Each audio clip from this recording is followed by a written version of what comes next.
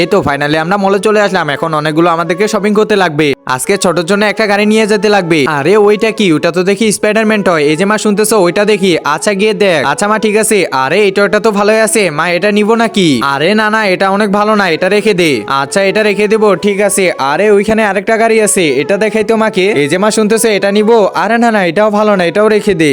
এটাও ভালো না। আরে ওইখানে তো অনেক সুন্দর একটা গাড়ি আছে, এটা দেখাই এবার। এটা অবশ্যই পছন্দ হবে। এই যে এটা নিব।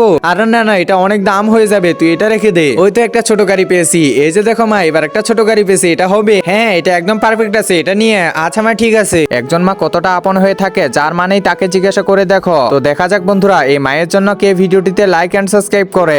আর যারা মাকে ভালোবাসো না, তারা ভিডিওটি থেকে দূরে থাকো। এই যে দেখো ছোট, তো ওর জন্য গাড়ি নিয়ে আসছি। এই যে এটা নাও। আরে এ তো মুখে ভরাই দিচ্ছি। আচ্ছা মা ঠিক আছে, তাড়াতাড়ি আসো।